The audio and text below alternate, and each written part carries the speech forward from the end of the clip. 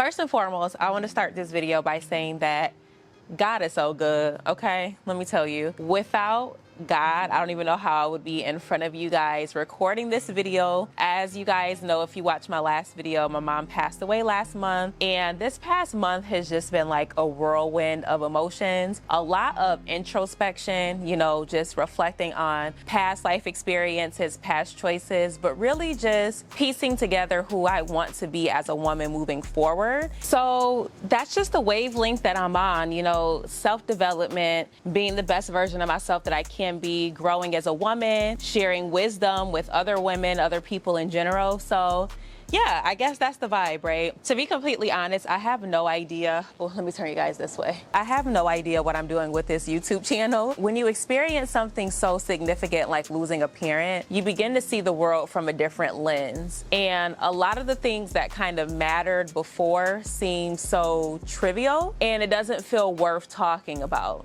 Do you know what I mean? Like, while I was away from YouTube, you have things like, oh, you know, Cardi B's getting divorced, or Halle Bailey and DDG, they broke up, and you have things going on in the media with Diddy. But it's like, what's the point in talking about that? You know, I have bigger fish to fry, and if my mind's not on that, why would I create content talking about things when we could just be working on developing our own selves, you know? So I don't know. Anyway, that's a little bit of a life update. I recently got some criticism from one of my family members, and they were saying that with the content that I create, I come across as a male basher. And you wouldn't think that looking at my content that I'm in a relationship. And I don't know, I guess that wasn't the type of vibe that I was going for. I'm always very blunt, I'm opinionated, and I know I say things that equally rub men and women the wrong way, but definitely don't hate men. I have great men in my life, so that's not the case. I tend to be a very private person.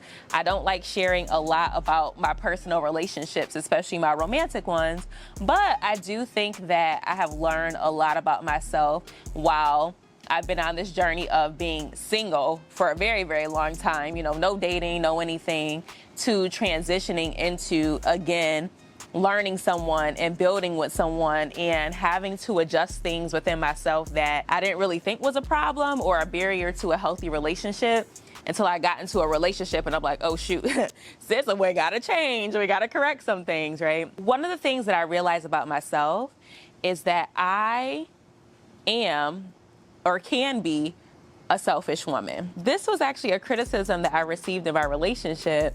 And when I did, I was kind of taken aback, and I'm like, dang, I'm selfish. Like, you know, I'm always thinking of you. Like, I love you. I like to show a lot of love to you.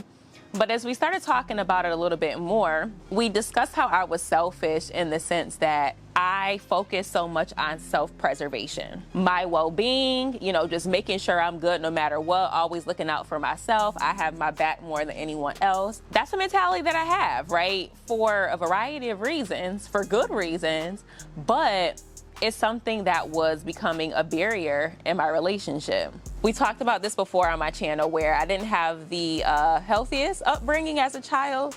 And so when you have instability, you learn that if you depend on people who are not stable or just not constant figures in your life, you get let down. So you adapt this mentality that, you know, I'll just get it on my own. Whatever it is, my needs can be fulfilled by myself, right?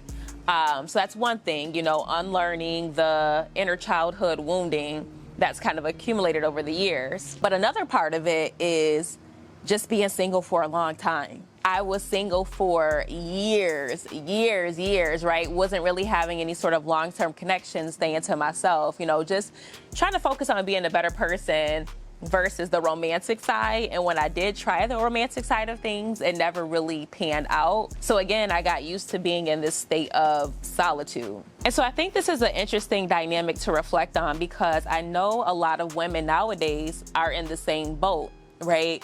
Dating is tough. As people like to say, the dating pool has pee in it, like all those things. And I get it. I've been there. I was there for a very long time. But if you're anything like me, when you get into that mode, you kind of focus so much on yourself that you miss parts of the world that are happening around you or how you show up in your relationships. And that can be, you know, just how present you are with your friends, to, you know, how you're checking in on your family, to how you are in a relationship with someone, like how you are really allowing that person to be there for you, right? So being receptive to someone trying to help you and, you know, just kind of guide you and uplift you, but also how you're able to reciprocate that and be there for someone else. And to be completely honest, getting out of that mode is difficult.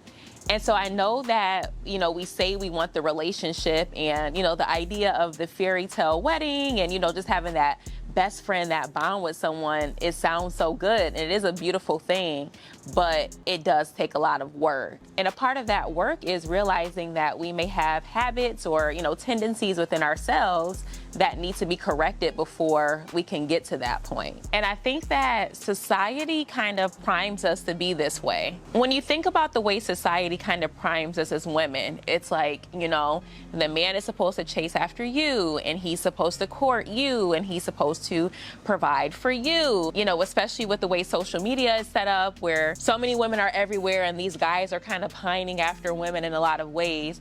We develop this mentality of, I am the prize. And I've had this conversation on my channel before. I'm not debating about who was the prize. A healed human, a good person, a good soul is a prize. Okay, I'm gonna leave it at that. But I think we develop this I am the prize mentality where it's like, you have to put in the work for me. And I think that sometimes we struggle with reciprocating that and just kind of stepping outside of this egocentric perspective and kind of catering to other people. And again, that's not only in a romantic relationship, but it can impact romantic relationships. And I'm not gonna lie, when we listen to some of our female counterparts and they're like, girl, forget him and this person and XYZ, focus on you, it's all about you. I think sometimes we are promoting that type of selfish behavior. And being selfish sometimes is a good thing, but when we're not balancing it, then it can be a bad thing, right? Everything is all about balance. What I learned about myself is that I was struggling with that balance, and it's something that I'm constantly trying to do better with, right? Am I checking in on my partner? Am I checking in on my friends? Am I checking in on my family? Do I expect people to pour into me, but I'm not able to or willing to pour into other people because I have things going on in my own life? Everyone has things going on in life, right? Your partner will have things going on in life. We still expect these people to show up for us in our times of need. And I don't know, maybe we can just collectively do better with that as women in all of our relationships. You may agree or disagree, but either way, I think it's something that is important for us all to reflect on and really gauge, you know, who we are as a person. Are we a caring person? Do we have moments of being selfless? Or are we holding on to that selfish energy and kind of labeling it with, oh, I'm in my era of healing and focusing on me and bettering myself? I don't know. So ladies, tell me what you think. If you really sit down and reflect and you're being real with yourself, are you a selfish woman? And men, I want to hear y'all perspective on this, especially the ones who date women, because you're encountering this on the receiving end, right? So just based on your romantic experiences, would you say that women have a tendency to be selfish? I feel like that's a rhetorical question, but would you say that women have a tendency to be selfish? And if that is the case, do you see that this is something that's improving in society, or would you say that it's getting worse? Let me know what you guys think about today's video in the comments, and I'll see you on the next one. Bye.